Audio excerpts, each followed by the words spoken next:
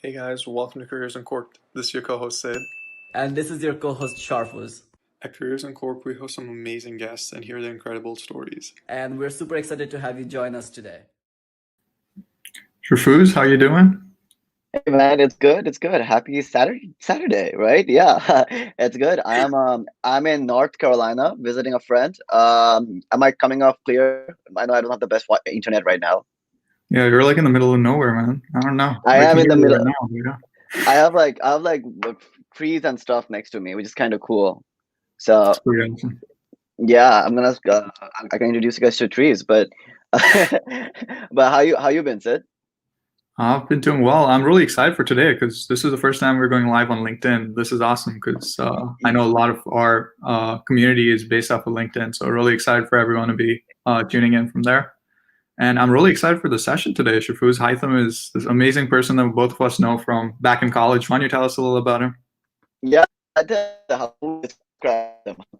Like someone would tell like a bed on or like just put them to my head and be like to make a bed something. I think Haytham would be the person from college who would most to like up out of college and start their own company and become like a Thiel fellow or something and travel the world and do some crazy stuff like that.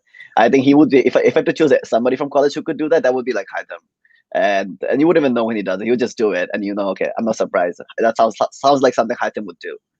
So he's really, yeah, he's a very interesting person. He always had an interesting take on life and college, and I think he had a very unique way of going through college than different us did.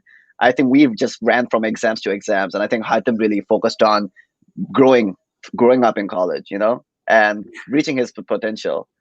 Yeah, so why don't we bring Haytham to the stage and see if I would buzz. What's that? Sounds great. All right, how's it going, Haytham? How's it going? I have a camera in the background, and let me just close this thing. Oh my God. All right, so I'll be completely honest. We were a little late today because I broke the glasses, so I was fixing that. Yeah, I had another spare one, but it would have been even worse to try to unpack and find the glasses. I had to tape them, if you guys can see. Wow. Are we? Yeah. So I see the camera at the back is actually recording. Are we going live on Expand Journey as well? We're going live on Expand Journey, guys, and here's the mug. Yes. Oh my God. Whoa. Mugs with colors. Holy shit. I actually even have a flag here. Dude, you've gone all out. This is awesome. Yeah. This is like the first time meeting like a YouTuber. This is really cool. No, it's this camera's gonna die at one point, and I'm not even in the frame, so we're just gonna say goodbye to this camera. We're having a podcast with Career Uncorked, and yeah, we're going to stop recording. We're going to uncork it. All right. So cool. We've got our audience on, so I'm really excited for this. Haytham, why don't you go ahead and start us off with just a little bit about yourself. Tell us who you are and what you're doing. Well, cool. Hey guys, I'm a human being, and what else to say? I can vouch for that. He is a human being. This is something an alien would say, to go undercover. No, you passed the Turing test. Exactly. So a little bit about myself. I grew up in Egypt. I spent most of my life there, 16 years, and I went to a public school there. Education wasn't very good. I didn't have a high school teacher for like math in my high school. Actually, it's a sidetrack, but he punched a guy in our class.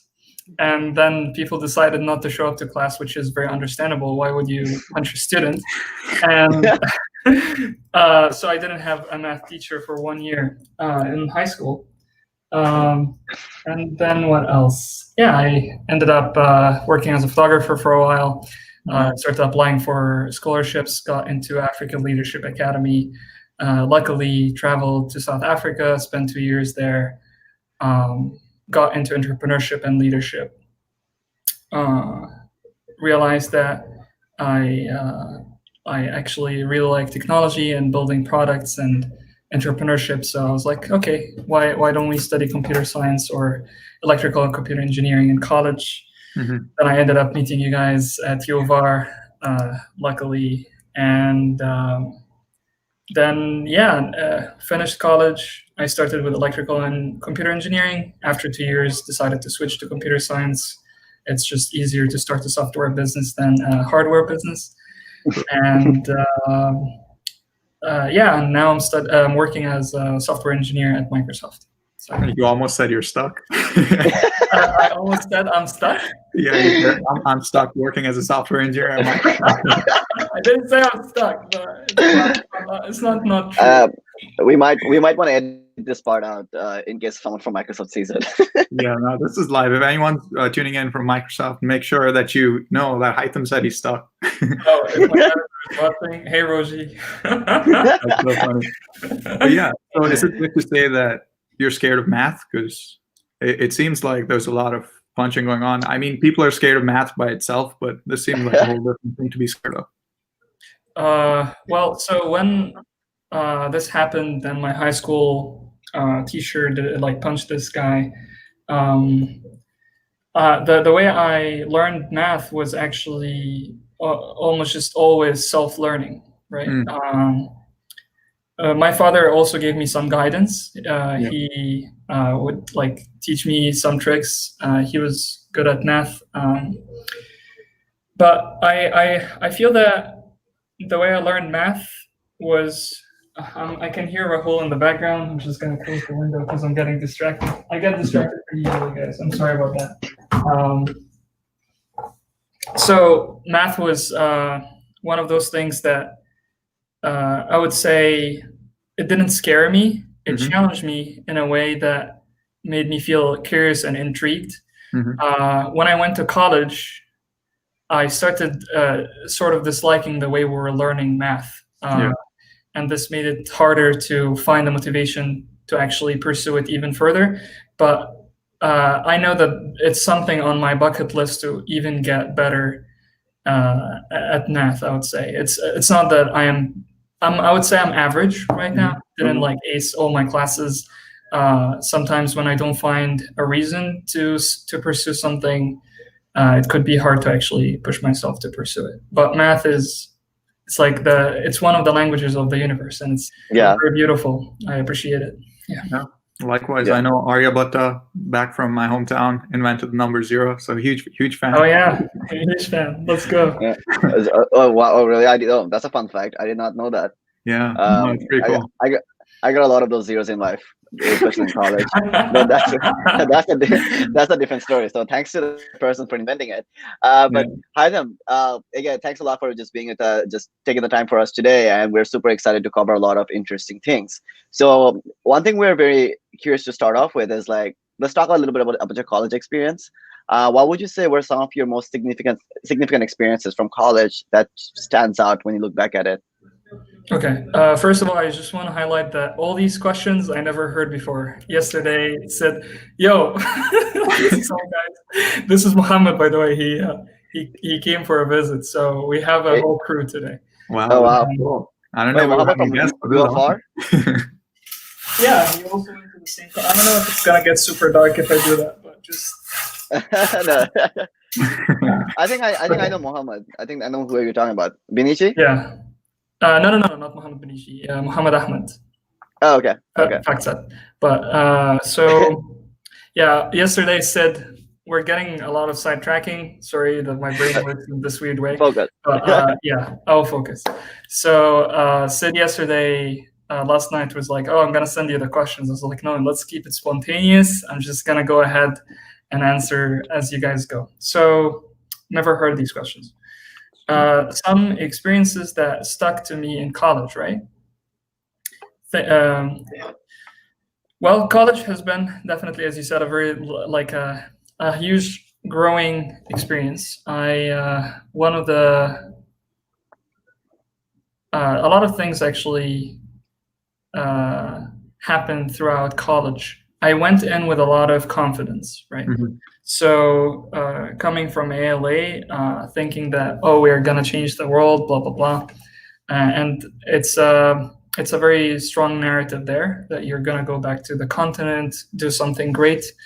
I thought I was on the top of the world, you know, even though there were so many great people at ALA, I just knew that the poll is very selective. So even if I was in the middle there, this means I must be like good. When I went to college first year, freshman year, definitely struggled with the weather at Rochester and feeling a little bit on the, like when it got to winter, I got a little bit depressed, I would say. And I started struggling more with mental health. Yeah, I would say the first time I faced depression throughout my life in multiple occasions, but at college, it got pretty clear that something was off, something was not right. And I would say it took me on this journey of healing, and it took me off this journey of understanding or having more of mental health awareness. Because in Egypt, we never really talk about mental health. And it's like, yeah, man up, like go ahead. And there's something to be said about that, like being tough in life and all these things. But there is this like sort of narrative of like pushing it to the side, you know?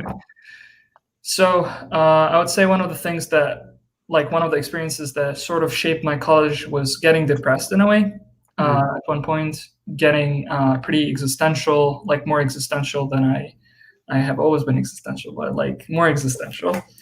Then I would say the first time I ever coded happened in college, and at first I was like, wow, this is difficult, you know, it's not easy. Yeah. And a lot of people, when they face this like very, very steep learning curve of coding, this is when they stop, right? But I'm happy that I kind of stuck through it, and I was like, well, it's hard, but it's very, like when you get this code working and when you see this thing building, it's very rewarding. I would say I started like going to the gym more, so my physique was getting better. Had a lot of breakups and like a lot of emotional damage happened on the way, which also built me up in a way. What else? Met a lot of great people, man. Like met a lot of great people. Working at the career center, so can relate to that. Like a lot of learning experiences happened there. Joe was one of my mentors in college, and he impacted my life a lot. I'm going all over the place, but I think these are some of the things that just like pop in my head when I think about college. I can. One thing I want to mention actually. I took a class that a lot of people didn't really think was worth it. It's called creative computing. I don't know if you took it. Any of you? Sharfuz? No, I knew about it, but I never took it. No. Yeah, people were like, "Oh, creative computing, man, this is like, don't take this shit." And by the way, can we swear? Think of this as expand journey. Would you swear on your channel? I can say shit, but I don't say other things. Yeah. I took this class, and I was surprised by the way this teacher was teaching, Nelson. We had to build a sphere in a creative computing class, building a sphere, and the way he would look at computing was like, you have a problem, you're trying to solve it. Can you come up with a good algorithm for like a life problem, right? If one of the assignments was, can you bring 1 million of something? And you can't like outsmart him by saying, oh, this is 1 million character on a piece of paper. They have to be separable. So you had to do like some counting algorithms and stuff, and building a sphere. And this class, for some reason, is one of those classes that I'm like, this was college. Like when I think about learning environments, everything that I learned in college, I could have Googled or watched on YouTube. But could I have Googled or watched this like class? No, not in a, like I learned in this class. And I'm mentioning this specifically just as a tribute because this professor, Nelson, he passed away this year. And he impacted my life a lot. And I just I remember it's just one of those classes that I'll never forget. I learned a lot. Yeah, cool. Yeah. That's said really well. I mean, Haytham, I agree with you completely in terms of like majority of the skills that you learn throughout college could be picked up online, but I think there are those few interactions, those courses where being there in person, being there at the university, being part of that ecosystem really helps. Mhm. I can relate with you on that. I think I took a course with Randall Nelson too. It was Yeah. for robotics. He's an amazing, Same. Amazing guy. Mm. So he did. He was way different from other professors we had. I think we So- lost you in the I part. think you're cutting a little bit. Yeah. Okay. Okay, I hope I'm back. Am I? Okay. You Cool. are. Yeah. Okay, Partly. sorry. My internet is a little spotty. But yeah, no. Thanks for the tribute to the Professor Randall Nelson. Love him. I hope. Really appreciate that. And yeah, Haytham, totally agree that some of the things you talked about, the emotional, some of the life stuff you went through. I think a lot of us go through that, and we definitely want to. I will expand that a little bit more. But I was curious. So like, tell us a little bit about your summer experiences, like throughout college. Have you pursued any internships, or like a structured internship, or what did you do there that sort of made an impact for you throughout college? Yeah, I think I keep forgetting that this is like career focused in a way. We're gonna make it less career focused in a bit. Don't Yeah. No, it's all right. worry. So summer experiences. First summer, so the one thing that if I would give an advice, is definitely try to do something during the summer. I couldn't let myself not do something. I just knew if I can convince someone to even work at like I'll tell you a funny experience. So with summer, freshman year, I tried so hard, and I know how freshmen are.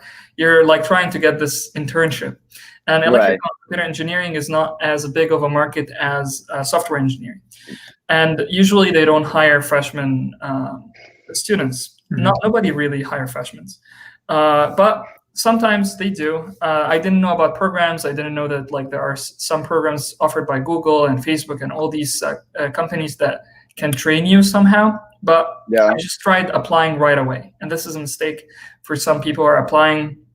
Try to see the opportunities that really matches you, because otherwise you're kind of wasting time. I started applying, didn't get anything. Only rejections, and understandable. So I went to the career center. I was like, hey guys, I'm trying to apply. I'm not getting anything. Here's my resume. I have done some stuff in the past, and nothing is kind of like working out. And I mentioned that I worked as a graphic designer on my resume. So while I was sitting and I was talking about my experiences and trying to improve my resume, one guy across the room was like, "You said you worked as in graphic design?" It's like, "Yeah, I did." He's like, "Do you have a portfolio?" And I was working on one during that time, so I was like, "Yeah, I have some work to show you." I showed him my work. His name was Adam, and he's like, "Yeah, I think you can work with us here." Adam was the marketing and communication manager at the Career Center at the time. So I was like, "Oh, really? Is that an interview?" Blah blah blah. Things were like, suddenly I switched. Instead of sitting and having that conversation with the career advisor, I started having the conversation with Adam, and it became an interview. And he's like, "Yeah, that's okay. Well, I'm gonna you can apply for this job at the job ID thing." And then I applied, and then I didn't hear anything back at all, at all. And I'm like, what is going on, man? Like he was excited. I tried messaging Adam and emailing him. He's not responding to me. I was like, what's going on? And eventually I realized that Adam left the Career Center. He went for working somewhere else. And I tried this summer, it was coming up and I had to do something. And so I just tried so much to email anybody at the Career Center. The person that I got his email was Joe. It's like, "Hey, Joe, I never talked to you before, but I talked to Adam and he told me there's this opportunity, blah, blah, blah, blah." And Joe was kind of skeptical because he doesn't have a marketing and communication manager at the time. So eventually I convinced Joe to come during summer and work. And funny enough, I actually kind of took over the office of the marketing and communication manager at the time because they didn't find someone. So I was doing all of the designs, and it was kind of incredible. Learned a lot. That's the first time I was like wearing nice shirts and going to work.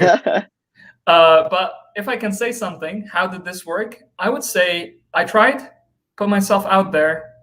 Any like sort of a thread that was just like pulling, I would pull, like pulling. And if I didn't hear back, I'll like push again, try again. You know, Joe, hey Joe, what's up? I love you, Joe, if you're watching this. I love you so much, man. So yeah, this is the summer of freshman year. Sophomore year, I tried again, same problem, and eventually I also through the Career Center got the opportunity to apply for something. So I'm engineering, right? But then there's this opportunity of humanities available. So part of me is also like artistic, and I'm doing minor in, at the time I was thinking that I'm going to minor in arts. I just did a cluster. So I'm like, I'm just going to position myself as a humanities person, you know? And I did that, and I ended up working with the Museum of Play for the summer. While I was there, my job was to be a designer, right? Just the summer internship was a rotational internship, but when I arrived there, they said, we need you as a designer in this exhibits team. So I didn't just want to work as a designer. I wanted to like do something engineering related, do something coding related. So I was like, it's a rotational internship. If I finish my work as a designer, would I be able to do something related to coding or engineering? And my supervisor at the time was like, yeah, sure, but it will take you a lot of time. So I don't think you'll be able to do it. I started like at the time while I'm working as a designer in exhibits, I started scouting who is doing the engineering work, who is doing the coding work. And I realized that there was just one guy, like he was sort of the team of coding everything, PHP, building the websites, building the circuits, everything. So I was like, I'm gonna definitely go learn from this dude. So my plan was finish my design work super fast, get to work with this man. And my work was to remove backgrounds from some of the assets we had, and some design work that I could finish quickly. So I just sort of found a trick to remove all the backgrounds very quickly, finished all the work that would have taken me like the 2 months of my internship in 1 week, gave it to the exhibits team, built even more stuff because they still wanted me to design more stuff. And then I'm like, okay, so now can I fulfilled my part. Can you can I do something else? And funny enough, all these designs are actually at Rochester Greater Airport. So you can go see the exhibit at Rochester Greater Airport. And when I go there, I'm like, wow, I did something. Yeah. But then I started working with this man on learning from him. I worked on like small project, Raspberry Pi lighting. And then I even did some circuit work, went to work on old arcade games, fixing the circuits of old arcade games. And this was very interesting skill because like arcade games or arcade stations, they have old circuits usually, unless like they are redesigned and re-engineered. But seeing how much expertise matter, I almost killed myself because there's this capacitor, huge capacitor from the, I don't know, 80s, 90s. And I didn't know that it has 240 voltage. Like if you touch this capacitor, you're like, and in general, you know, capacitors, they just, when you touch them, they can lose their capacitance, and then like what's the word? I stopped doing electrical engineering for a while. But I didn't know how much of a hazard it is. And then the man who was doing the working and diagnosis, he was like, if you touch this thing, you would die. But if you this is why we have this metal road. And he touches us with the metal road, and Wow. suddenly, like, sort of an explosion, like a small mini explosion happened. Yeah, so it was a very interesting experience for sure. And what else? We finished summer of sophomore year. The key takeaway is, if your internship is one thing and you want to do something else, keep pushing towards doing that something else. Just have a vision. Yeah. Try, like, don't limit yourself or narrow yourself. Try to convince your team that, you know what, I can do this too. And if you can prove that you can learn something and you're willing to even do more, they will pretty much always let you. And otherwise, if you're feeling like super bored, I sometimes would learn new things on my own. Like, I remember the last week of working as a designer, I finished my work, right? And I tried to convince the team, can I design an animation for you? You guys are paying so much money for animation. I can make an animation for you. At the time, I didn't know anything about animation software at all. So I was like, yeah. He said, yeah. So that was a reason for me to use my time at work to learn animation. And I ended up making a little bit of animation for them, which enabled me to do like other, for the YouTube channel that I'm doing right now, I create some animations that otherwise I wouldn't have learned. Right? Third, oh man, junior year summer. This is when I switched major to computer science. I thought I definitely gonna land something. I interviewed with Google. I interviewed with Dropbox, Twitter, like big companies. And I'm excited, and I'm like, yeah, things are gonna work out. And then nothing works out. Nothing works out. I also, I didn't, let's just mention that I went to Spain during junior year, fall. And for anybody who is in the career market, who is in tech, fall is when to apply to things. Spring is when the leftovers are just offered, you know, like for software engineers. I'm talking a lot, I'm sorry, I'm talking a lot, but I'm trying to give you all the thing, like giving small nuggets.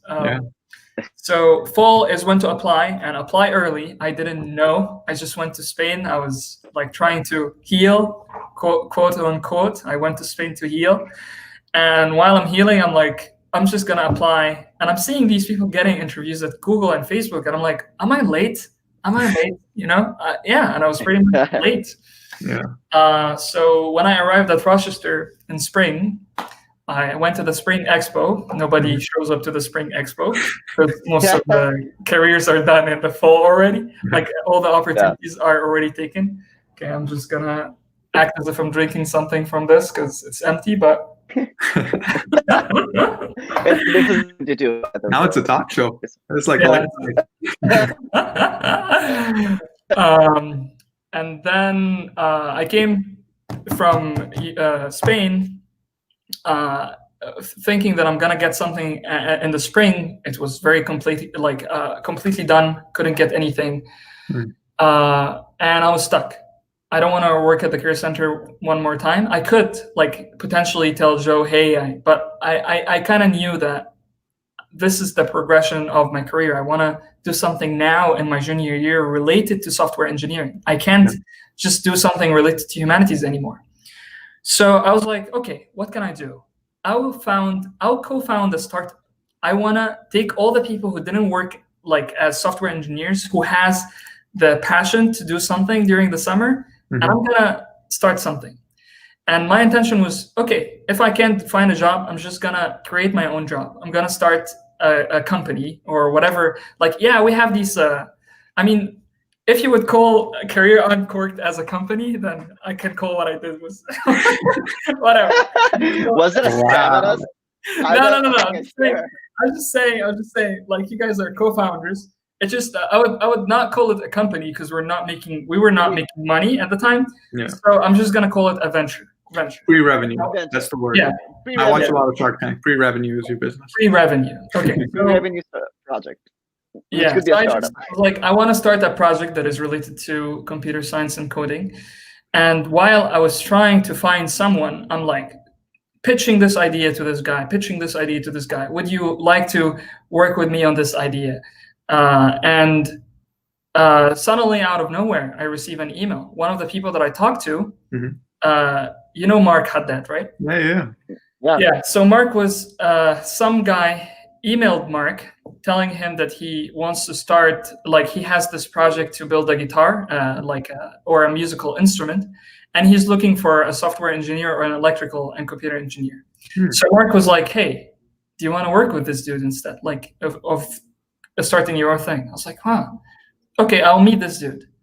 Wow, this is okay. This story on its own is like a chapter in my life. I have no idea how life works this way, but I'm just telling you, you set an intention. I want to do this. I don't know, like the law of attraction, some people believe in these things. I just think when you set an intention, you subconsciously, anything that is coming through your way or you're creating your own way, you're attracting the same energy, right? So the man decides to we have this conversation. We meet, and then he's like, here's the research paper that I'm basing my ideas upon, and we started like right away discussing the design of this instrument. How can it work? How everything I was like, huh. And the guy did an MBA at U of R. He did a master's degree. He was in the Navy. He's 38 years old. It's like, I can learn a lot from this man.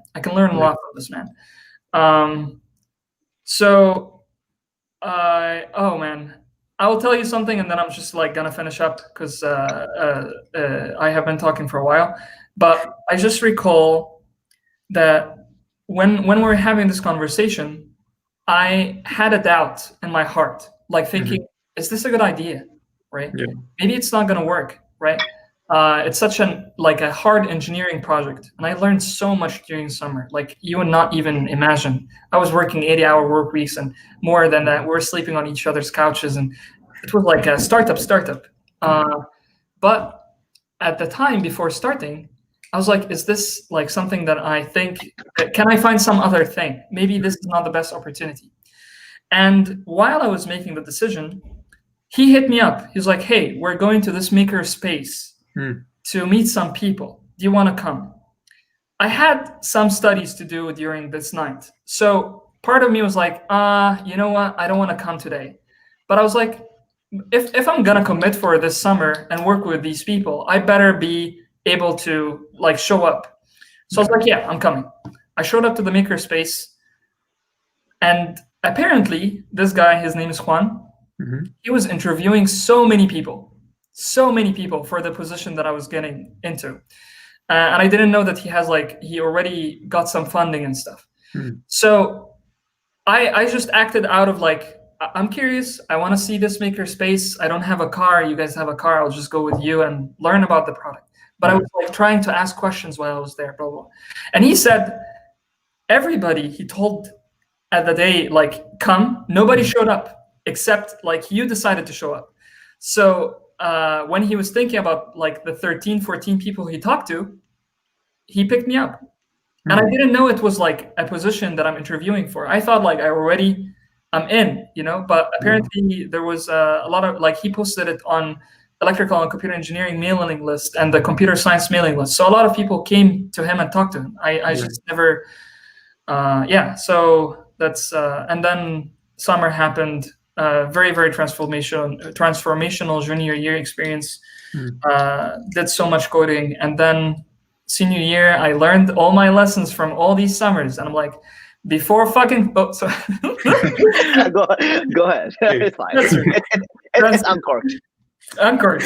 So before fall starts, I'm gonna apply before fall starts, because every time I applied after fall starts, since it's a rolling base admission, like applications for many of these big companies, you don't get anything. So I applied for Google early on. I applied for Microsoft early on. I also knew what I wanted to work at. Like I didn't apply for Facebook, for instance. Morally, I just thought, even if they are gonna give me money, I'll feel like shit working there. I just don't like their product. I don't like their philosophy. I think they're not very ethical, blah blah blah. If Facebook, are you watching me, Mark, right now? Because if you are, Zuckerberg is everything. That's Zuckerberg, funny. I'm calling you out. Yeah. So yeah, and things thankfully worked out, and they could have not, who knows? But I just tried my best, and things worked out. Yeah. Wow. All right. I have That's to awesome, say, Haytham. Thanks for sharing that. yeah, Haytham, this has been quite the journey we've come to, and I just want to let you know that Joe has entered the chat. He heard the story about you not wanting to return to the career center. I think that's the only part he heard. He didn't hear it. I don't think he did not mention the part that you said you love him and all that stuff. He just mentioned Yeah. he just heard that I don't want to go back to I career love you center. like twice. And another thing, by the way, Joe, it's not that I didn't want to join the career center. Just to be clear, the career center seemed like they already filled the position. So I went abroad and I came back, and it was like already too late. So yeah. He already dropped out of the Yeah, he's gone. It's a little too late. He's gone. Got you. Sorry. Wow. It's too late. Sorry about that. Wow. All right. Yeah. Shirfuz, let's chat about Microsoft. You want to kick us off with that? Yeah, Haytham. Again, thanks for just walking us through to your summer experiences. I thought that was very insightful, and just I love how you just kind of gave us the takeaways as well. What was that? So it felt like some big blocks of great experience for you. So hats off for that, dude. So tell us about. Joe remembers everything. He's still there? Yeah, he is. Still here. We were kidding. So Haytham, how was so you applied early in the fall. How did you prepare for the interviews, especially to getting into Microsoft? And what was that like for you? What was that approach for you? And how did you successfully land the gig at the end of the day? Okay, good question. So to be honest, software engineering interviews could be very stressful. The whole process of having to code, proving yourself, applying, getting rejected, it can take a toll on you emotionally. So definitely, also, everything that I'm saying could not work for you. Like, let's say I'm saying this worked for me. It not necessarily will work for you, but I'll try to be as general as possible. Personally, how I landed it was, first of all, I understood where I'm coming from. So I studied electrical and computer engineering for 2 years. Some people started coding when they were 13, right? So I knew that my coding experience is just junior year and senior year. So before senior year started, I was lead coding, right? Like, if you guys know about lead code is, I think, is a very good way to learn algorithms and data structures. And it was hard, right? Like, lead code at first is hard. Even the easy questions might be not so trivial if you never thought about these things before. So at first I was like, okay, my goal. Oh, I actually will mention something that I did. I did an independent study with a professor. I convinced him the following. I was like, hey, my goal is for this independent study, here's my current lead code score. I want to get to this lead code score. Yeah. And if I fulfill this requirement, can I get full grades? Sort of like that. Yeah. So I just I made it definitely look more legit, Right. But my goal was hey, I want to lead code, practice for my coding interviews, and also get credit for it. Can I do that? And he was kind enough to say, yeah, sure. So so now I had a course dedicated for preparing for interviews. So imagine you're going to a class for 2 hours or 1 hour 3 times per week. I don't know. So 3 hours, let's say, and you work for 2 more hours on these homework. I don't know. I'm not very conscientious. I just did things. So, but this gave me a room to practice interviews, and I just kept on taking the chances of doing more questions, thinking about. Actually, the funny thing about learning coding specifically is when you are faced with a problem, this is when things somehow click. You can learn about theory as long as you want. I think this is actually the case with everything in the world. You can learn about theory as much as you want. Learn about like trees and learn. If you don't build a tree, like I'm talking about binary tree or tree in the case of not the one that Shafuz has in his backyard. like if you want to build one of those trees, I don't know how you do it. But I'm talking about like binary trees or something. Let's say an array. Or solve something in an algorithmic way, you can learn about the algorithm as much as you want. But if you don't actually try it, solve it in a problem, it's not like things are not clicking. And there is a big, huge difference between knowing, understanding, and being competent in something. So when you are in school and lectures, you are getting the knowledge, right? You're knowing.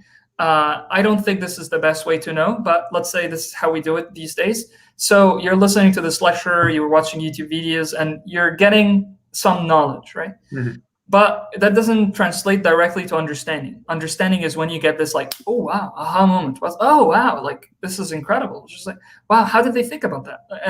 And you're like connecting the dots. And this doesn't translate to competence, right? Because a lot of people get stuck in understanding and they have this illusion of competence. And then when you go and do an interview and then you're like, oh shit, I couldn't solve anything. I thought that I knew, I thought that I understood. But then when I tried to apply, I didn't have competence. And I think the missing link is practice. Mm-hmm. So I practiced, and I applied early.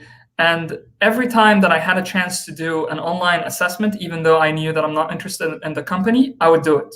And at the time, I think it helped that some of my other friends had similar interests and they wanted to work in tech. So we would do mock interviews together.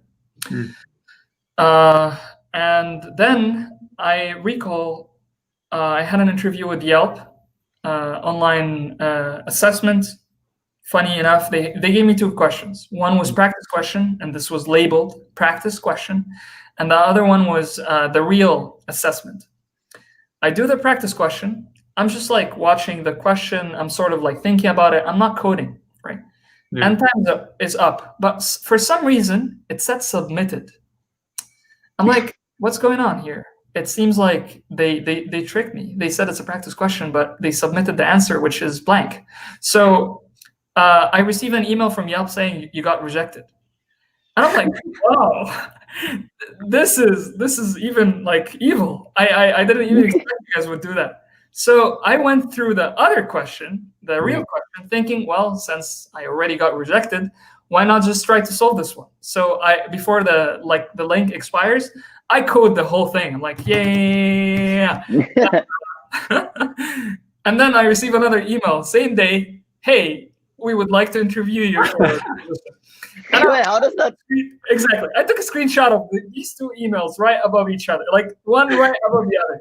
And I sent it to the recruiter. I was like, you guys rejected me for the practice question. Then you're like, I'm confused. What should I do right now? So yeah, it ended up working. I had an interview with their UK headquarters. Like one person just interviewed me. She was very, very nice person. We had this call, like a video call. This is not something that a lot of companies do. So Yelp, kudos to you. It was like more personal. You could see the interviewer. At the same time, there was the screen to code. And most of the other companies, it's just like phone interview and you're coding. This felt more personal. So I coded. The question worked, thankfully. Test cases passed, thankfully. Everything was fine. And then I got called for the interview in San Francisco. And I was right before that. And I think actually, if I can point something that would be general and objective, timing really matters for these companies. Timing really matters, meaning like, if you know that you're applying for one of those big companies, so many people are applying. So if I'm going to be specific about Microsoft specifically, a lot of people are applying and Microsoft hire on a rolling basis. So during that time when I was interviewing for Yelp, I was also interviewing for Microsoft. And And I knew that Microsoft is going to start hiring very, very soon. I knew that by November 5th, I needed to have an offer.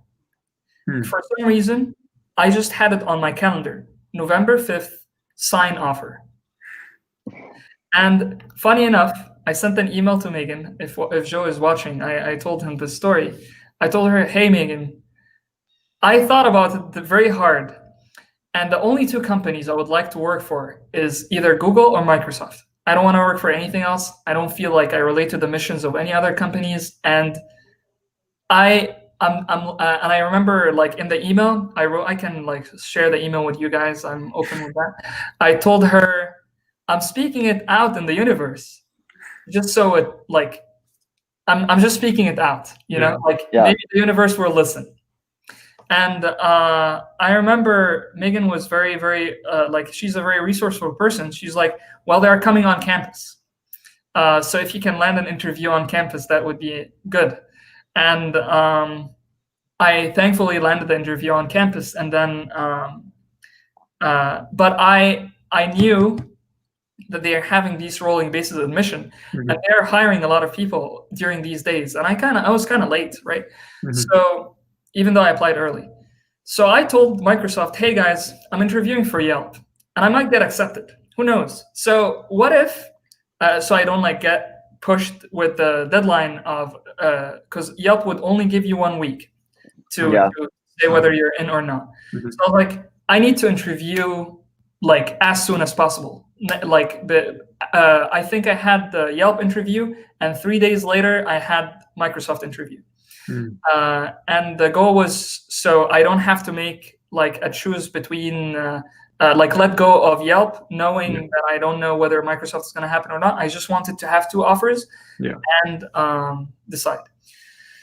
And I think this actually put me in a better position. Why? Because I interviewed at Microsoft off cycle. And I was pressing because I knew that I will probably have another offer. When I went to Yelp, things didn't really click. Like I didn't feel something didn't like connect. It's a good company and all, but something about the culture didn't like really hit me. And I wasn't feeling very happy about San Francisco in general. So I was like, I wish actually Microsoft would work out, because I would love to work there. And when I went to Seattle, I had a different vibe, some experiences that were more positive, and the interviews were grueling. I'm not gonna lie, like 5 interviews in one day. You go, what was it? I think I went by noon, like 12, left at 5. So I didn't eat. Like I got some snacks and stuff, but I was hungry. I was really hungry. And towards the end of like the last interview, I was like pushing my all, but I just told my interviewer, can I eat a little bit of the snacks? Because I'm like, I can't even think.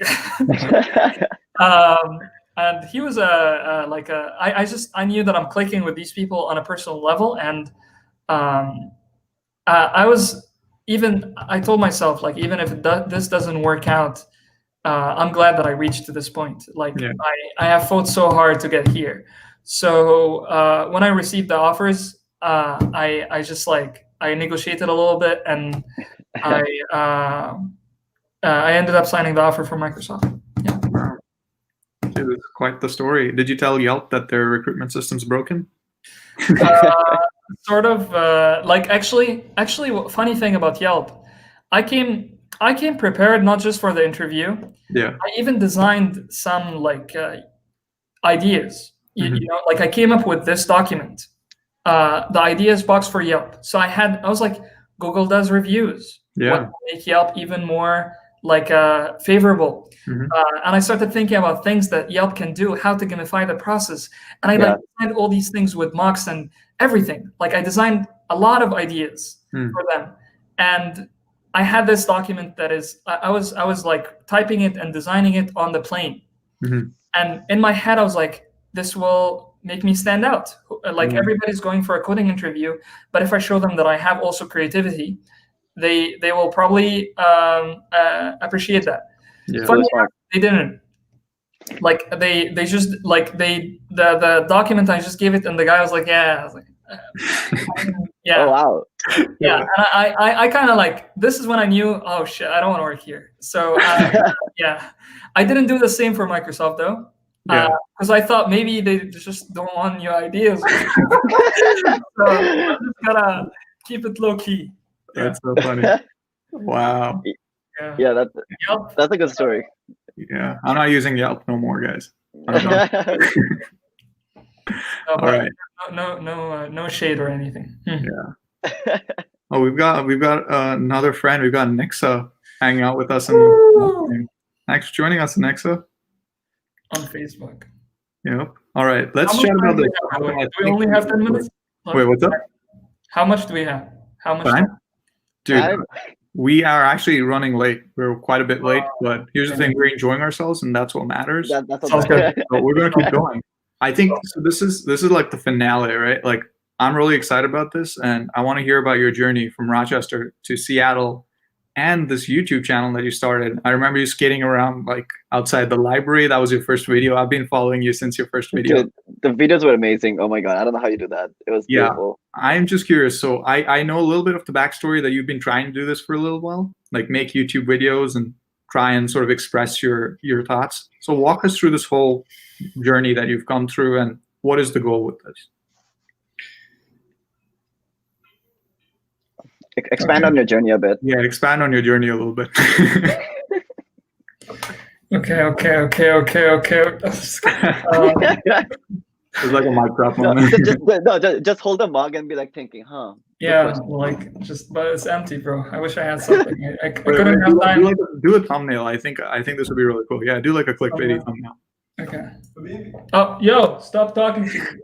Oh, Rahul wants to say that. Rahul, come on in, man. I knew you were going through the. This is Hey guys, awesome. How's it going? Yeah. We're gonna have you on a session pretty soon, Rahul. I can't hear you. He's saying he's gonna give you a session pretty soon. No, I say I can't hear you, but just saying. Yeah, they can hear you though. Yeah, Sorry. we can hear you. I know they can hear. All right, bro. Mohammed's in the other room too. Sounds good. Oh, he's here. He's here. Oh, we have a whole crew. Hey, University of Rochester here. Yeah. I know. Yeah, this is a reunion we didn't plan. So this is all we're Yeah. doing. Stop crashing my thing. Yeah. Actually, we had planned Thank to you. do a Yeah. Bollywood Okay, get the crash. fuck out now. Wow. This has been truly an Uncorked episode. This is okay, I have to say, I think this is the first time we've gone on LinkedIn Live. So you're playing with my reputation here. Everyone on my LinkedIn, including my bosses, my ex-bosses, like I don't even know who all are there. I mean, I think we should normalize some cursing now. You know, like it just, people who curse are more free. Yeah.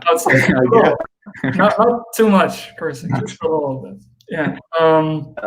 So let's go with the question you said. Let's be honest, man.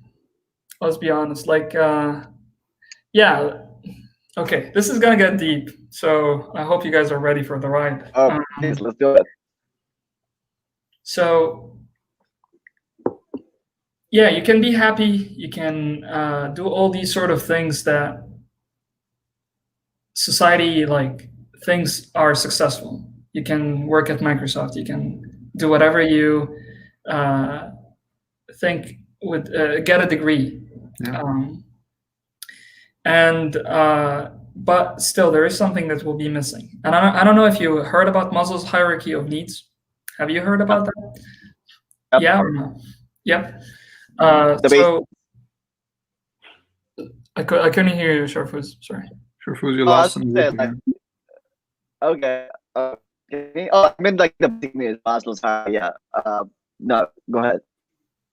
Okay, so with Maslow's hierarchy of needs, you have this physiological needs like shelter, sleep, food, blah blah blah, these things, and then you have safety needs, employment, feeling like your personal security is intact, and I feel like a lot of people are like, thankfully, many of the people that I know in life, they have these two covered. At some point of my life, some of these things were not even covered. So I'm thankful that they are right now. Then comes 3 layers that are higher. and like this whole expand journey is just about like really, I would say, on the top of the pyramid there is self-actualization, and even some people argue after self-actualization there is self-transcendence. And I think expand journey, the goal, I want to show you something. Well, actually, I'm not gonna. I'll keep it later. So the goal is to reach self-actualization and self-transcendence and expand beyond yourself, right? Cool. So what is hard about these three layers? Love and belonging, esteem, and self-actualization. For many people, they're okay with having self-actualization by building a good career, and I think there is nothing wrong about that. The way my life has shaped me in a way, I don't want to die before like putting my touch on the world, like just leaving something out there that might impact the way that I see the world. There are so many things that people think are already done already, but there are so many things that can be improved. A couple of years ago, would you imagine that my analog signal would be translated to a digital signal, then get converted, sent over the internet, and you would hear it on the other side, from digital to analog, and then everything is happening, and it's like, and all these pixels, man, like, I don't know, the virtual world, like, it's incredible. Yeah. A couple of years ago, you would never imagine that this would possible. If you would go in ancient Egypt and show them a phone, they would make you the king, the pharaoh. You're God. Exactly, you're God. You'd be like, I can get you any, like, for instance, you have to have an orchestra to play some music. Like, I have all the songs that you want to listen to, right? So I know that I'm not gonna sugarcoat it or whatever. I think about like life in a way, from the Buddhist perspective, life has suffering, and let's not sugarcoat it. You are alone 24/7, is like, in a way, even though, yeah, we're now interacting, there are some people, but in the end, who is you? You're on your own, right? Like, you were born alone, you will die alone, you can have people along the way, but I'm not gonna lie, like, right now, Sid, I am a secondary character in your own story. Sharfuz, I am a secondary character in your own story. And you're the main character of your own story. When I was playing video games, I thought I was the only one playing. You know, like, oh yeah, the world is created just so I can play. And a lot of people have this, like, stupid, not stupid, but you're like young kids think that the world is revolving around them. Yeah. And then you realize, oh wow, everybody's playing. Everybody thinks that they are the main character. Everybody, and if anything, social media just highlights that so much more. Yeah, I know that I can only see from first person perspective. I will only, like, if every time I will hold my hands, I will see these ones. Every time, like, it just, this is the vessel I was given. This is the body. This is the tongue. This is the accent. Whatever I'm given. Some of these things I can't change. This is my first person perspective. And what can I do with that? And I just think we're given these vessels and we're borrowing time in a way. Like, right now I'm sharing my heartbeats with you guys, and time is ticking, right? So this whole YouTube channel for me just came as a dream when I was a kid, and I knew that I wanted to do this for some reason. I knew other things too. I knew that I wanted to change the education systems of the world because I think they're unfair. I knew that I wanted to build tech that is empowering instead of distracting. I knew that I wanted to build communities that are honest and instead of, like, sugar. A lot of things right now are not, I wouldn't call them real. Yeah. Right. Sadly, like, even the fakest things are reality TV shows. You know what I'm saying? Like, you would call them reality TV shows, and they are the fakest things. And everything that I see these days is sort of in this narrative, like, not everything, but most things. The narrative of I'm the main character, hey guys, watch me do blah blah blah. Now I'm gonna do this. Now I'm gonna do that. And even though, yeah, some people can care, and some people actually care too much, and they have these celebrities and they look up to them, and in the end, you're on your own. You're gonna die, and what can you do with your time that is personal to you? What do you want to see happen and come to fruition before you? In the end, it could be well forgotten. It might not even happen, bro. But did I give it a shot? Did I try? Did I push? I don't think before you die you will be like, I'm not sure what's gonna be the state or the age when I die. And maybe I'm not gonna even have a chance to regret not reaching my full potential, because like maybe it will just happen in an instance. But what I would regret is not pushing on my day-to-day basis. Like if I'm not laying my bricks on a day-to-day basis, what am I doing? In the end, like the suffering is gonna happen, whether I'm sitting on the couch or whether I'm working super hard to start this business or build this YouTube channel. And in the end, you can get love and belonging from other people. You can get steam from getting recognized by other people. You can feel self-actualized when people think that you're, oh, wow, you're working at Microsoft, man. Wow, congratulations. But if you don't think that this is love and belonging for you, if you don't love who you are, if you don't feel proud of who you are, if you don't actualize what you think is your real dreams, these things are meaningless. And I think a lot of people like to take the blue pill, if you know the Matrix analogy.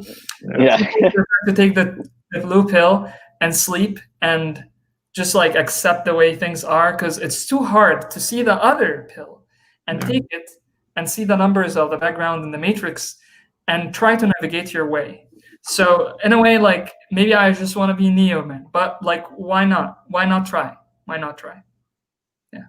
Wow, dude, this sounds like an episode of Expand Journey. Yeah. You know what would be really cool if we could make this, like, take this YouTube video and like have the Expand Journey, like the background story, just record that on an episode and then showcase this, like take 10 seconds of this clip and then zoom out and talk about it. That would be solid. Amazing. Actually, you guys, if anybody's watching, I don't know if anybody's watching. There are quite a few people, man.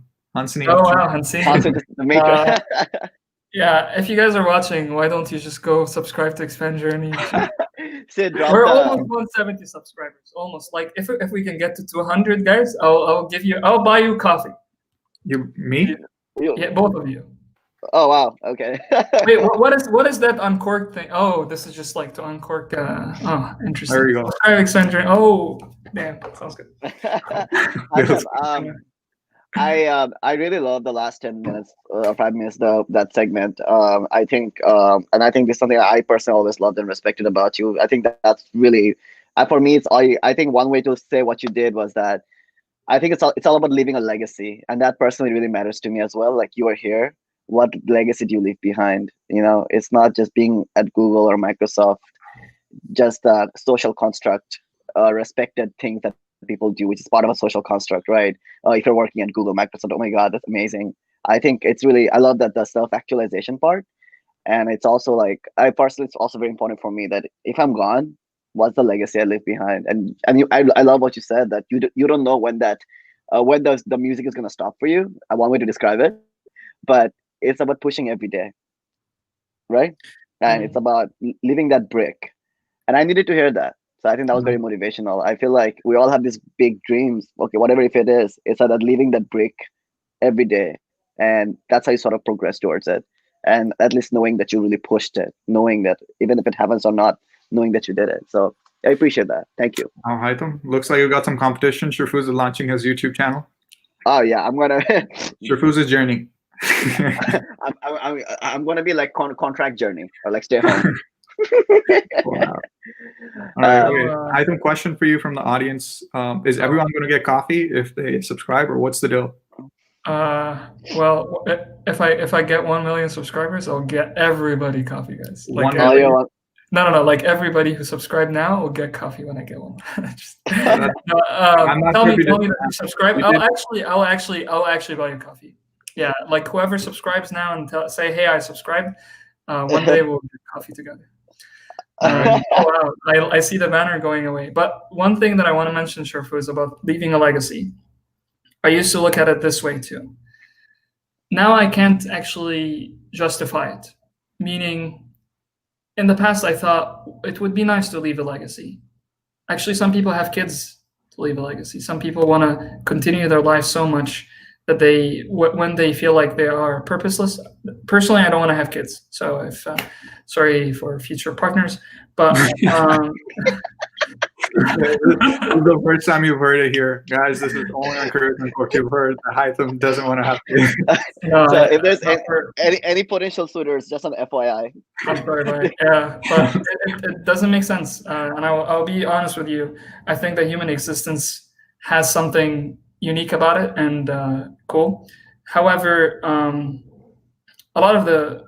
think a lot of the kids that were made at one point were just like to continue the legacy of someone, or to if like, let's say the parents are not feeling like they're the continuation stage, I have a career, I have a wife, now I have a kid, so no, not actually, man, like my father has impacted my life so much, and I'm glad that I had this man in my life, so not that I regret, but if sorry, I just think that this whole thing about leaving a legacy, in the end, you're going to be forgotten. In the end, regardless of, we want to think. So there are two ways of looking at life. You're so insignificant that anything that you will do will one day fade, or you're so significant that you can change the world, right? Like ordinary people can be extraordinary, versus everything that you will do is still going to be ordinary. And I feel that in the end, regardless whether this is true or not, it doesn't actually matter. It doesn't really matter whether Steve Jobs is remembered or not. It matters whether Steve Jobs did what he thought his existence was about or not. I think we're tools. We're tools. And if you see yourself as a tool, it starts becoming way not about you at all. Like now our existence is shared. Now I'm curious, what does Sharfuz want to do and how can I help him? I'm curious about what Sid want to do and I want to help him. Because it's not just about what I want to do and how to help myself. It's about like, wow, we're all tools. You and I and everybody here, we're trying to like do something together, and we're all trying. So why not help other people along the way too? It's a different way of looking at life. But I think whether I leave a legacy or not, I don't think I'm gonna experience that, because Steve Jobs is dead. I mention his name right now. Does he get credits in heaven? Like 100 points every time someone mentions Steve Jobs? 100 points, 100 points. No, I don't think he's feeling anything, right? So when I die, or when you die, Sharfuz, like whether you leave a legacy or not, does that matter? Does that matter? You will not feel it, bro. Like nothing. Yeah. So I just think what matters right now is, am I feeling like I am doing my part or not? I will feel guilty if I have these resources, if I have this vessel, and I'm not using these resources to do my best. Yeah. Contributing it to the grand scheme, maybe in a way. I totally agree, man. I don't think anyone's ever called Sharfuz a tool on a live stream, but I appreciate that, Haytham. I called myself a tool too. I called myself, everybody. I mean, like in my life. Yeah. I think it right, happens someday. I think it's about time to let you go enjoy what time is it? Your breakfast? Your brunch? I already ate, bro. It's already 12:11. All right, we'll keep you for dinner then. I mean, I was expecting more hard questions, bro. Like I was expecting harder questions. All right, okay. If you really want to, let's jump into this. It's a rapid fire questions from William. Okay, let's go. All right. What is your favorite travel destination? Favorite travel destination? Well, I didn't see a lot of the world, but I loved Spain, and the north of Spain specifically was very beautiful. People love surfing. People were open. I took a surfboard and nobody asked me to pay for it. And then I came 2 days later. I was like, hey, I have been taking this thing for 2 days. Like, yeah, pay. If I said 1 hour, they would have believed me. So I like this area a lot. Okay. Haytham, next one. One of your craziest work experience at Retner or the Career Center? Okay. Oh, I forgot Retner completely. Craziest work experience. Okay, I'm not gonna talk about where. I don't know. Actually, it's not the Career Center, so let's just say that. Yeah, when one guy was telling me about like his cocaine experiences, and This is I was, I know, but I just like I was like, why are you telling me about this? I was on duty in the work, and then someone came on like in Retner, and he started talking about like, oh, I went to a party yesterday, and I was trying to be nice, I'm just like trying to be nice and stuff. So I'm listening to him, and I'm like trying to like see if he wants to do something, rent something, get a camera or whatever.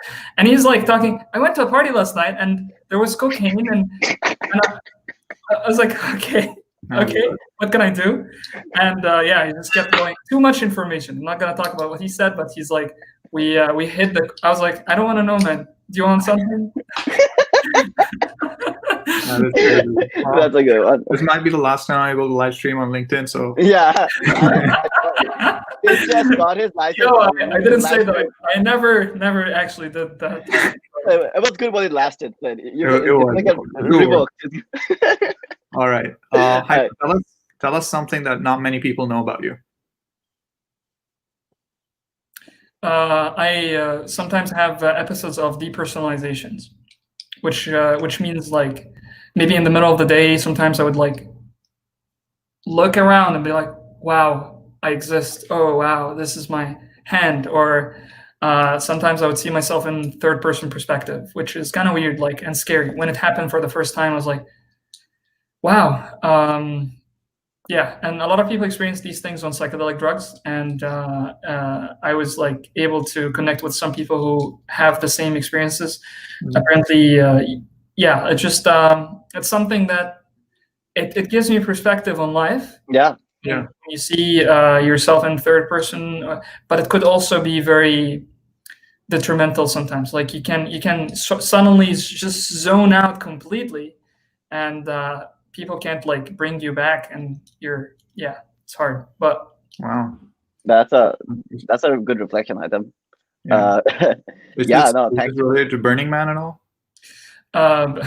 Burning Man is. I actually want to go to. Actually, I have this. I was checking yesterday when I was reflecting about some of the things that came in my eye. I saw this thing that I had like a bucket list here. One of the things that had was go to Burning Man, learn acro yoga, go to Burning Man, do a muscle up, and drive a motorcycle. So Wow. actually, I wrote something for you guys, but you can keep ahead the questions. Go ahead, like if you have more. I wrote something for you. I'll find it. Yeah. Sure food. Okay. Yeah. Who's a YouTuber you're currently following? You would recommend? I would recommend Mike Shake. Mike Shake. Mike Shake. It might be hard to find his YouTube channel without like typing. Let's say Mike Shake learning how to do a backflip or something. Because whenever you type Mike Shake, it shows milkshake for some reason. That sounds about right. That's some really bad. Before I deleted my Instagram permanently, which I'm gonna actually upload a video about deleting my Instagram permanently on Sunday, tomorrow. Wow. I reached out to this man. I was like, hey, you inspire me a lot, and I am thinking about doing something similar. And he's like, you got it. And he gave me like some. So he responded, and I'm like, wow. And I took a screenshot, and I really recommend his channel. And if I can actually collaborate with him one day, I mean, there are so many YouTubers. Man, one of the biggest reason why I wanted to do YouTube is I love some of these YouTubers. I want to be their friends, and their just like be able to go ahead and be like, oh yeah, talk about life and stuff. So yeah. All right. Wow. Actually, Yeah, thanks for sharing. yeah. Haytham, Any more? What is your hidden talent? Hidden talent? Yeah. Hidden talent? I want to try it out, but like, so I can sing well in Arabic. I think some people say that I can. Like when I was a young kid, my music teacher said you can't. Like and I kind of believed her. Yeah, I want to say a swear word right now, but I'm not gonna do that. So yeah, so when you're a kid, if someone like you try to sing and someone tell you, "Yo, you suck," you just like will take it. Yeah. And I think so. I got more comfortable with my voice when I joined like an a cappella group at ALA, African Leadership Academy, and I was like, wow, maybe I can sing in Arabic. Yeah, so not in English as much. My voice is sort of more tailored towards Arabic songs. But actually, this is a promise episode. I'm gonna try it. Like I'm gonna, for maybe 15 days or something, I'm gonna try to improve how I sing, and then I'm gonna make a song with like not just vocals, with like playing and everything, and I'm gonna upload it. And just like either gonna go so wrong, right? Like people are like, yo, you suck, bro. But I like my ears are bleeding, or or people are like, yeah, that's actually good. And I know that I'm like not incredible, but it could be a different thing to your ears. Yeah. Yeah, dude, we're looking forward to that. We should put it up on Spotify and all, and we'll show it to our channels as well. So make sure you let us know when you make that video, dude. Haytham, last but not the least, favorite co-host, Sid or Sharfuz? It's very competitive. Yeah, you can't say that. You can't ask me these questions. I mean, you didn't want hard questions. But you was like, there wasn't enough hard questions. Unfair question. So what? I'll tell you why it's unfair. Because like favorite indicates that, like, would I have preferred to do this interview like career and Uncorked without one of you? No, it wouldn't be career Uncorked if Sid doesn't exist or Sharfuz doesn't exist. Without you guys, this is not going to be the same. You have your own input, and he has his own input. Yeah. Let me rephrase the question. If you were to buy both of us coffee when you hit 200 subscribers, and we're both standing side by side, who would you give the coffee to first? I have two hands. I can just give you both at the same time. Who would you buy the more fancier coffee for? Like who would you buy? I'll buy the same. I'll pay the same exact money. Yeah, you guys. If you were at Burning Man, who would you call? If I was in Burning Man, who I would call? A stranger. A stranger. Okay, you're in a ship. The ship is sinking. It's me or Sid. You could save one of us. Who would you save? I'll jump from the ship. I'll die. I'll be like, hey guys, whoever you can swim. Yo, Sid, can you swim? No. I can. Of course, I was in wrong. I can swim. Then I'm gonna save Sharfuz because Sid can swim. Oh my gosh! Okay. Wow, you made that. You ditched your coworker. Joe was watching this whole time. I'm thinking about like you guys. I can tell that Sid will be athletic enough to go. Sharfuz need some help. Dude, I work out, all right. You guys are. This is not the hard questions I was expecting, but let me share the things that I wrote with you guys. No one's ever written things about us. You know, we feel really special right now. Thank you. We appreciate that. Yeah. I know that we went more like long. I actually expected that this is going to be just 30 minutes and I'm going to be bored, but for some reason you guys are, I don't know, interesting. So I wrote something. So you know the whole title of. You never asked about this title, like living to die or dying. Yeah. We missed out on that. Yeah, no, it was one of the things we were gonna ask, but because of time shortage, we just jumped onto the expand journey. But yeah, dude, tell us actually about it. It was one of the questions we had. We actually ran out of it. No, I was thinking why I said that, right? And so the living to die thing, I think we actually mentioned it. We talked a bit about it. Like in a way, we talked about death, but dying to live, like I think this is what made me think about, like, last night. Why did I say dying to live?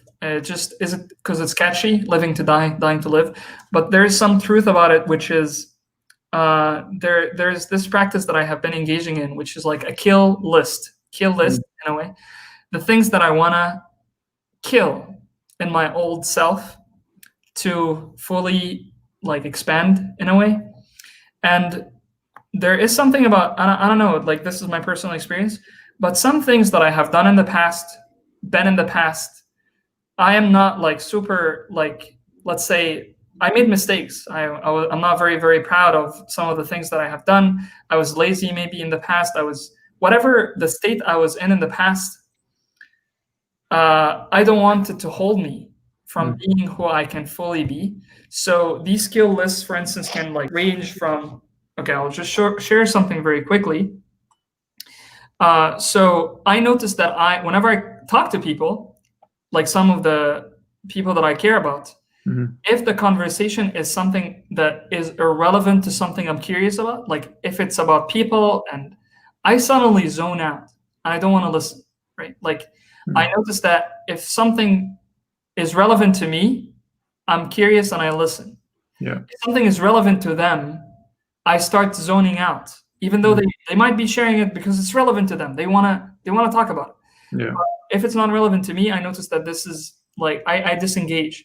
And for the longest time I thought this is okay, this is who I am. I lose interest in things that I'm not interested in, whatever. But I think there is something to be said here that this is one of the things on my kill list. I want to be able to listen to you regardless of like what you're talking, whether it's interesting to me or not, and find curiosity in it. You know, like, just if it's relevant to you and I care about you, then it should be relevant to me. You know what I'm saying? Yeah. Yeah. And then other thing that I wanted to mention is wrong diagnosis. So I hate healthcare, and I think mental health, in a way, is sort of stigmatized, right? So if we treat mental health the same way we treat physical health, if you broke your arm, you don't say, "Oh shit, my arm is broken, I'm always gonna be injured," right? Yeah.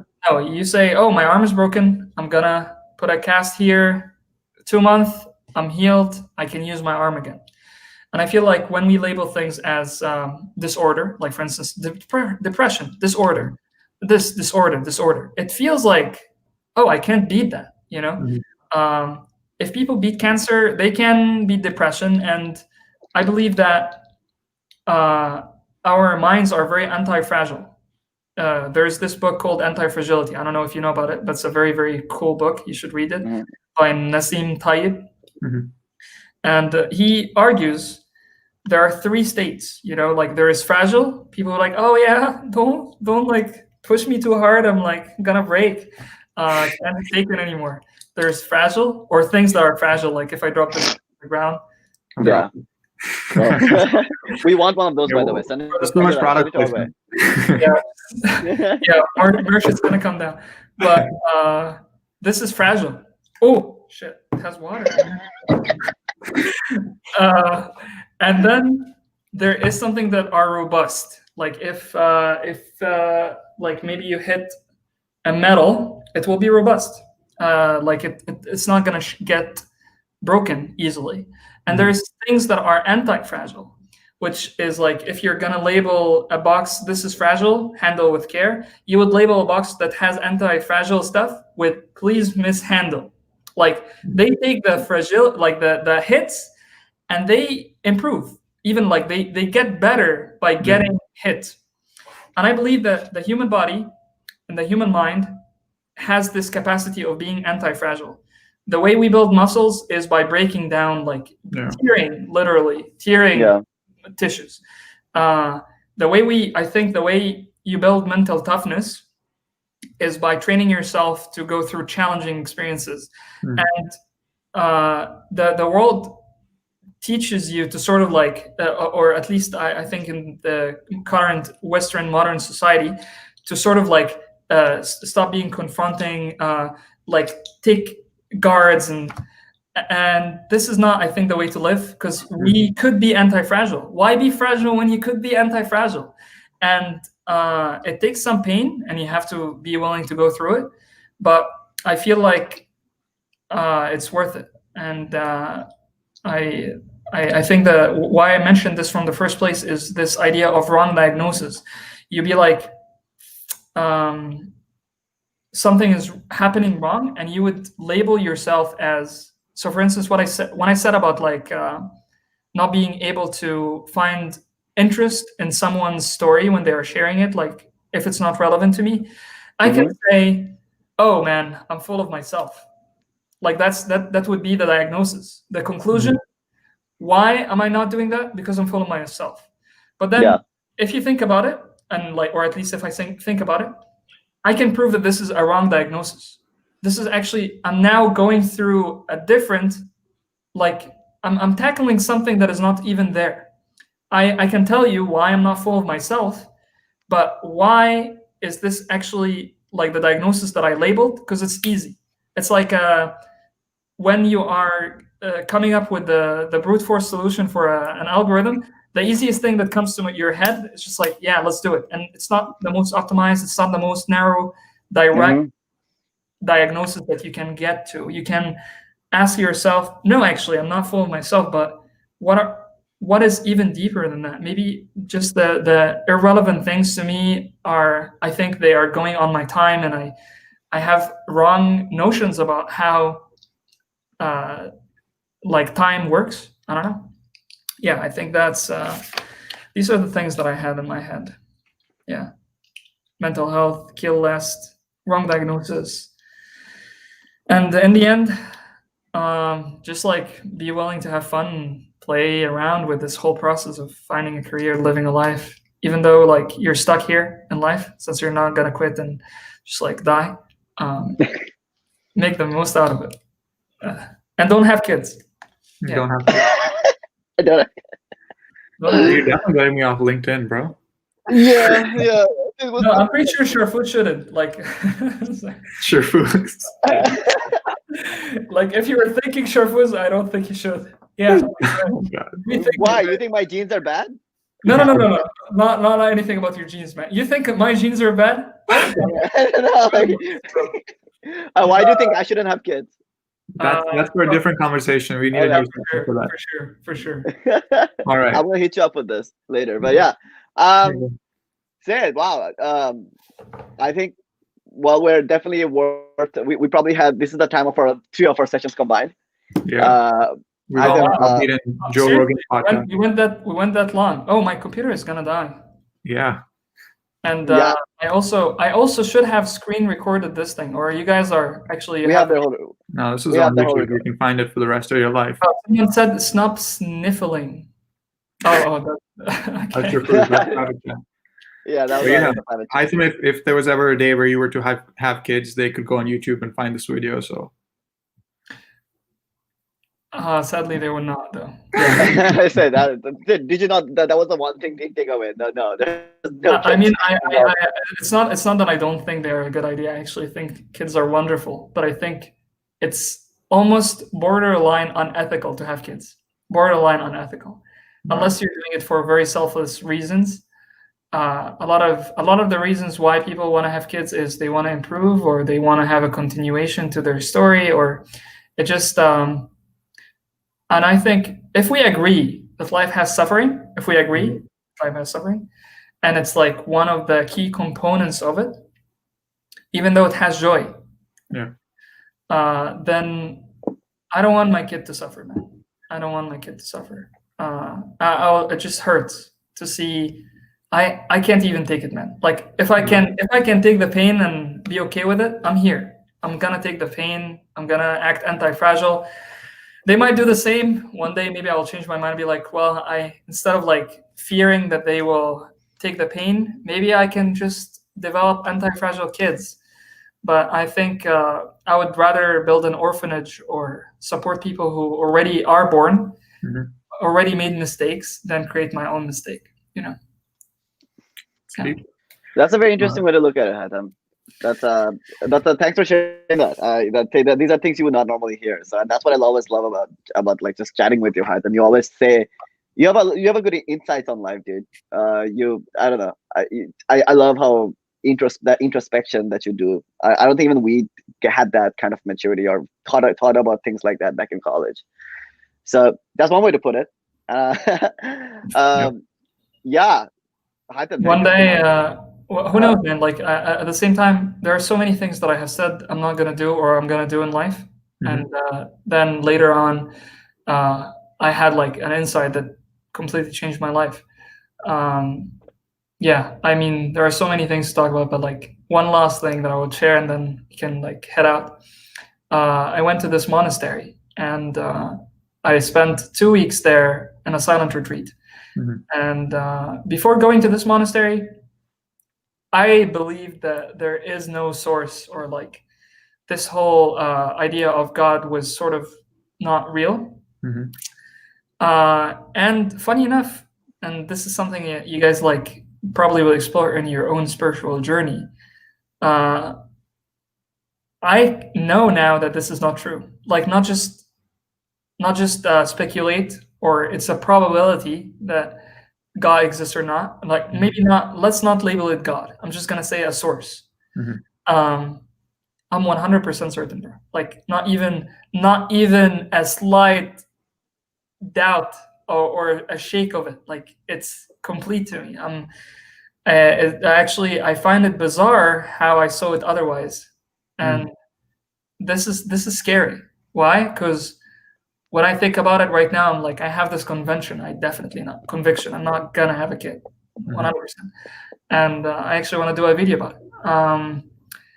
But who knows? Maybe one day I'll have like some sort of a retreat, and I'll be like, shit, I need to have a kid right now. Let's go. Yeah. I think that's a good way to wrap up. And you know, if that changes and you do end up having a kid, I hope that kid someday watches this video and realizes how much you didn't want him or her or whoever the kid is. So that'd be kind of funny. But yeah, no, okay. Haytham, sure. dude, thank you so much for sharing all this. Love you, bro. I know, dude, love you, man. And I really like this session because I think one of the things when we started, Sid and I, with Uncorked, we had that career focus, but I think just talking about life and some of those things, that's such a big part of our career that is not as well spoken as much in a lot of the LinkedIn sources you see. People don't talk about these things, but they are a part of who we are. So as career is, and they affect your career, they affect your journey. So that might be my most favorite thing about this session. And honestly, that's what I expected from you. I was telling Sid, bro, this is you. If you start talking to Haytham, you'll know like this normal conversation it won't be a normal conversation. And so I'm not surprised we went for so long. And I'm so. And really dude, all I'm gonna say, Haytham, is just never change. Just be yourself like this. And thanks for grateful to have you in our lives, man. Yeah. And I'm Sid and Sharfuz. Sid, if you want to say something too, but yeah, no, like literally, guys. Even though when you think about it, the probability of us speaking right now, the three of us, and the so many things that happen in both of your guys' lives and my own life to end up in Yovar and then having these experiences. You guys, there's so many decisions that lead to this exact moment. Yes. So bizarre. So it's beautiful. Very, very grateful. I'm glad the butterfly effect happened and we're here. Yo, man. Travis Scott's the thing, man. Butterfly effect all the way. I feel like I want to hug you guys, like a group hug. Virtual hugs, bro. Virtual hugs, guys. I'll go hug Rahul, bro. Yeah, go hug him. Like, oh man, I love you, bro. You have two of your friends there, hug them both and think it's us. Yeah, I'll just print your faces and then like place it on their faces. Did you have anything to add? No, I think this is awesome. Thanks so much, everyone, for tuning in. I think this is awesome. Once again, go follow Expand Journey on YouTube. Haytham is creating some amazing, amazing content. And go connect with him on LinkedIn if you guys are looking for any career tips. I think he's really demonstrated that he's gone from someone who was a graphic designer to like expanding all the way to becoming a software developer. And I've seen him through the journey. It's been just amazing watching him grow from there to like wanting to do entrepreneurial stuff and really taking this to a next level with doing stuff for the community outside of work with Expand Journey. So huge shout out Haytham for Expand Journey. I think this is amazing and I can't wait to watch the next video. Thank you, man. Thank you. I really appreciate it. And yeah, hopefully more things are gonna come in the future, and we're gonna keep going, man. Like if we're still alive. So yeah, the journey continues, man. And as you mentioned, Haytham, we're on this together. Yeah, I mean, for a while, but you're still on your own. That is true. That's true. I can just like grab Shurfuz up. No, Shurfuz, you're on your own. Yeah, I said I will save you in the ship, bro. All right. Thanks everyone for tuning in. You can catch a recap of the session if you haven't watched the whole thing. It's going to be on YouTube. Follow Careers Uncorked and follow Expand Journey. It's hard to like tell people to follow so many things, but go ahead and follow them. They're worth it. Yeah, it's worth it. And we'll catch you guys next time. Thanks so much, everyone. Yeah, thank you, so much for Haytham. watching, guys. Make sure to hit the like button if you enjoyed the video and consider subscribing to receive a notification next time we post. Catch you next time. Wow. Okay. Like this? Oh my God. Oh. Oh my God.